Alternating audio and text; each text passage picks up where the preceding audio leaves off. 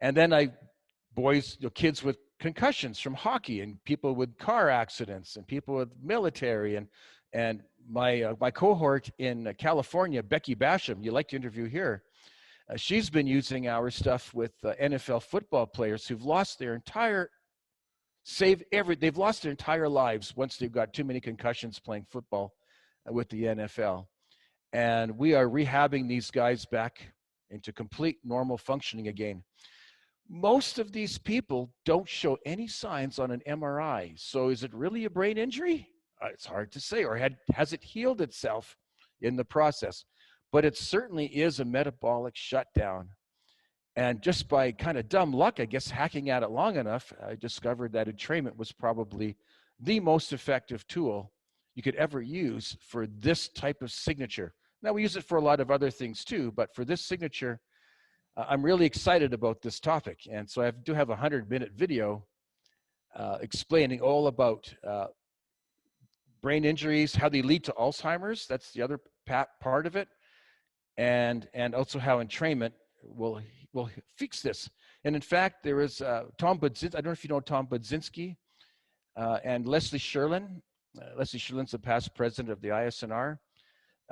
Tom was doing a study with us in Seattle in 2 seniors' homes, and with cognitive decline in seniors. And just accidentally, this lady was severe early onset Alzheimer's. She was only 57 and had severe Alzheimer's, and she was expected to pass away in the coming months.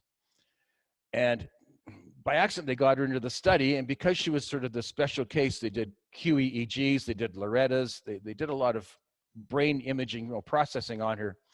She had no alpha waves, just like my population, which leads to severe insomnia, because they also don't make delta waves, which then stops the brain from cleaning up the protein deposits at night, which astrocytes do only in the presence of large delta waves. And these people can't make them. So they fill up with protein. And in 5 to 10 years, they have full-blown Alzheimer's or chronic traumatic encephalopathy if you tell the doctor you had a concussion. But to me, they look like exactly the same malady or the same condition.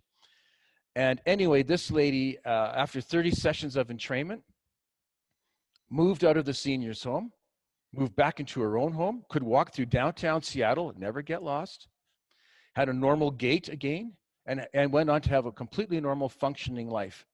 And when you see pre and post Loretta's and QEEGs, the biggest factor that changed in her brain was she went from low voltage, kind of flatlined, no alpha, to a nice big alpha wave, a big alpha peak at 10 hertz. And this whole thalamocortical disconnect thing that's tied to lactate and ATP and norepinephrine and things like this, and getting them fired back up metabolically. And so anyway, that's pretty exciting. So we've got a few studies now on seniors with cognitive decline, and we've got some cases with Alzheimer's. I'm really trying to encourage people to do a study. We need grad students to do studies on this, because so far there's nothing that has been this effective.